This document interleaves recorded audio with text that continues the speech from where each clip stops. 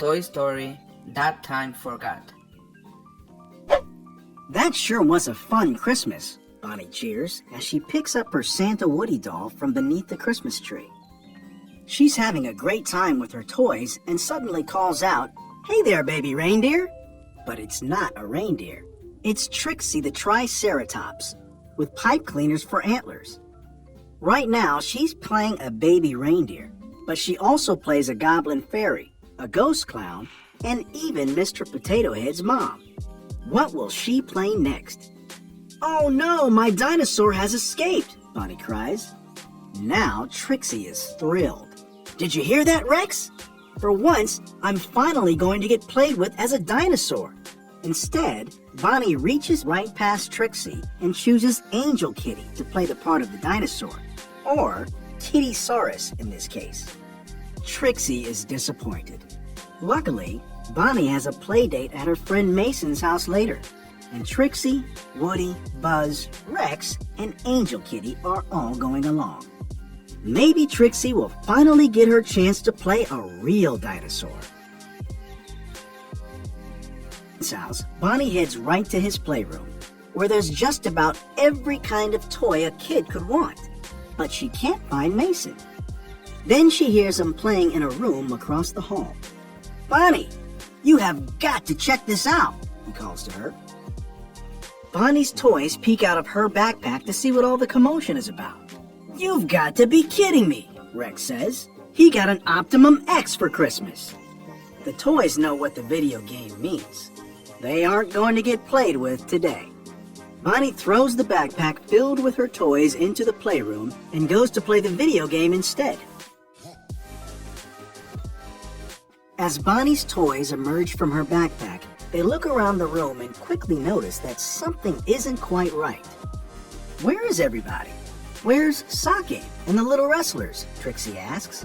"We've got all afternoon to find our old friends," Woody reminds her. "Or maybe some new ones," Trixie says, eyeing a pile of just-opened Christmas gifts. "Battlesaurs, the ultimate dinosaurs," she reads off a box. "I love it." Then she sees a little toy that looks like a cross between a dinosaur and a dog.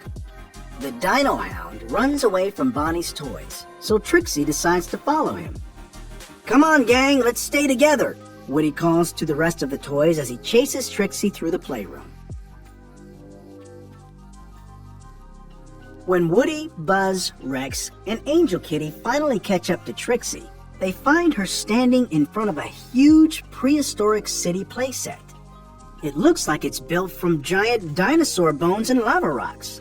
Trixie is in awe. Suddenly, secret panels swing open and a horde of raptor guards charge out from all directions. "They're like Dinosaurs Plus," Trixie cheers. The leader steps forward and says, "Speak swiftly, foolish outlanders, or suffer my battle blade." Trixie, thinking that she is playing dinosaurs with this new group of toys, replies, "We are savage warriors, eager to slake our endless thirst for conquest." The guards seem impressed and lower their toy weapons. Reptilus Maximus, a dynamic battlesaur warrior, appears from above. He somersaults down from his volcano command base to question the Outlanders. Buzz encourages Woody to talk to the heroic battlesaur, but Reptilus is only interested in Rex and Trixie. "I am Reptilus Maximus," he says. "What fearsome dinosaurs are these?" Trixie and Rex share a pleased look. Trixie, excited and nervous, answers, My name's Trixie. It's Trixie." As she and Reptilus become acquainted, a horn sounds to announce the arrival of the cleric.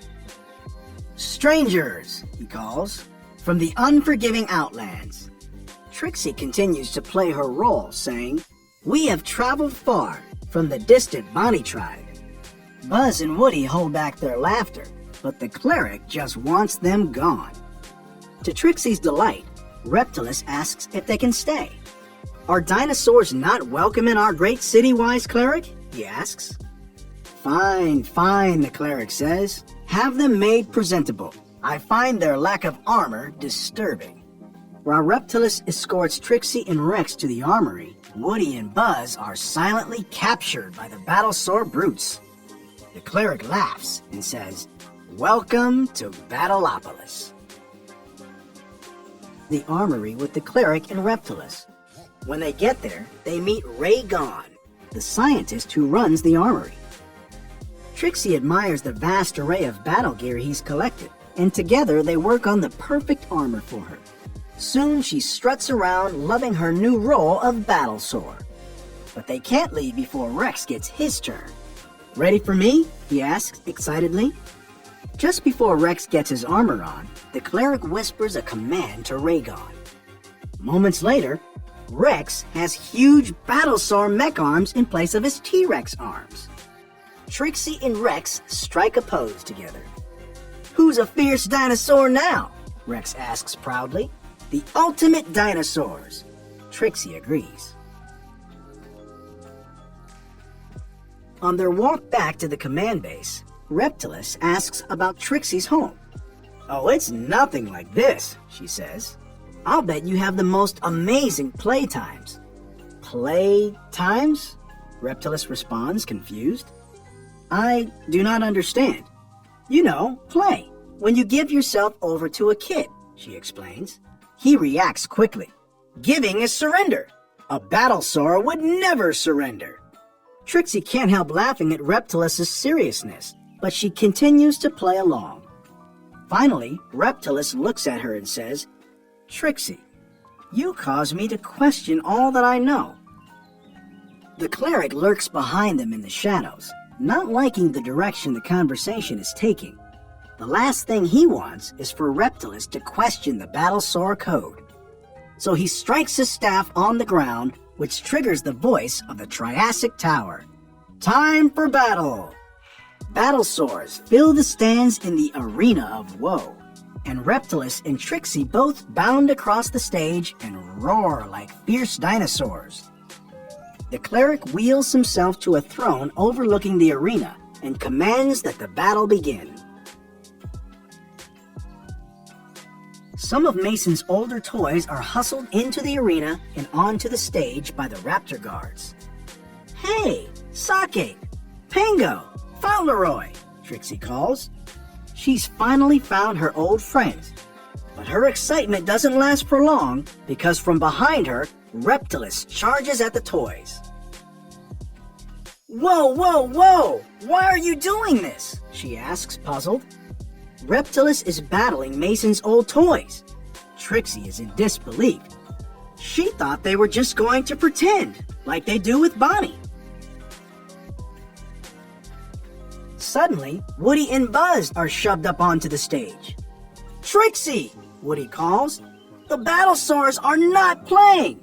They've never been played with! They don't even know they're toys!" The cleric cackles and draws his finger across his throat. The battle-sores in the stadium cheer. Reptilus winds up and runs toward Woody and Buzz. They try to fight him off using a crayon and Buzz's spring-loaded wings, but they are no match for Reptilus. Trixie needs to step in to defend her friends. "Back off, you bully," she cries. She hooks Reptilus with her horns and flips him backward through the air. "Ethon," the cleric shouts. A huge lizard beast, activated by Raygon, growls and leaps onto the stage, ready to attack. He can swallow toys whole, thanks to his huge jaws. Woody and Buzz are quickly snapped up, and they disappear inside the Goliathon's mouth. The crowd goes wild. Trixie has had enough. She attacks the Goliathon trying to save her friends. When she crashes into its hard exterior, she falls, and the body mark on her foot is revealed. "As I suspected," the cleric announces, "she bears the mark of obedience." I thought I knew you," Reptilus says, feeling betrayed. "I was thinking the same thing," Trixie replies, upset and disappointed by her friend. "She is an enemy to the tribe," the cleric tells the crowd. He wants to dishonor Trixie so that this talk of play will cease. The cleric snaps his fingers at Rhaegon, who brings him the controller from the armory. With this, the cleric has full control over Rex and his mech arms. Rex is helpless to resist as the cleric forces him to advance on Trixie. "There's no escape, Trixie of the Bon Yi tribe," the cleric says, laughing. But Trixie is determined. There's only one way to save her friends. She needs to find Bonnie. She dodges Rex, a pack of dino hounds, the raptor guards, and the battlesaur brutes, and races through the playroom. Reptilus follows closely behind, so Trixie leads him in front of his original packaging. If she can show him that he is a toy, maybe he'll believe that he's meant to be played with. When he sees his toy box, he's upset and confused. Should he believe Trixie or the cleric? Meanwhile, back in Battleopolis, the cleric is still controlling Rex. Rex's mech arms reach inside the Goliathon's mouth and pull out Buzz, Woody, and even Angel Kitty. Once out of the Goliathon, they notice that the cleric can see Bonnie and Mason through the scope in the Triassic Tower. "Oh, I get it," says Buzz. "You're glad Mason got the Optimum X." With Mason distracted by the video game, he doesn't have time to play with his new toys. And that's just how the cleric likes it. He plays there while I rule here. "My battlesaurs have no use for play," he tells Buzz and Woody. To keep Bonnie's toys quiet so he can continue to rule, the cleric decides to throw Buzz, Woody, and Angel Kitty into the pit. The pit turns out to be a floor vent with rapidly spinning fan blades. Fortunately, Trixie makes it to the media room, where Bonnie and Mason are still playing the video game. She decides that she has to shut the game down. She travels over the wires and power strips, losing her armor on the way. She is almost there when Reptilus stops her from turning the game off. "Reptilus, your world is bigger than you know. Let me show you who you really are," she pleads. "But I am a battlesaur," he responds, less sure than he's ever been. "But it's your kid who chooses what you're going to be," Trixie explains. "It could be a dinosaur, a baby reindeer, or something you'd never even think of. It's about being there for your kid. It's about surrender," Reptilus finishes. And with that, he shuts down the game. Mason reaches for the power switch to restart the game and finds Reptilus instead. Bonnie immediately runs over and grabs the dinosaur warrior. "Oh, hello. Are you lost?" Mason is reluctant at first, but he soon starts playing with Bonnie and Reptilus. This battlesaur is about to find out how much fun he can have as a toy. Just in time, too. Bonnie and Mason run through the playroom, gathering up their toys. Woody, Buzz, and Angel Kitty are saved from the pit. With all the toys together, Mason and Bonnie pretend that everyone is having a dance party. Not quite what the cleric was imagining. Reptilus loves it, though, and even tells Trixie how glorious it is to be played with. When Bonnie heads home a little while later, Reptilus is sad to see his new friend Trixie go. But she'll be back next week for another playdate. Back at Bonnie's house, the other toys greet Woody, Buzz, Rex, Angel Kitty, and Trixie. "So, how was the playdate?" Jessie asks. "Oh, typical crash landing," Woody replies. "Hostile lizard people, hand-to-hand combat," Buzz continues. "And I was a mindless lumbering automaton," Rex finishes.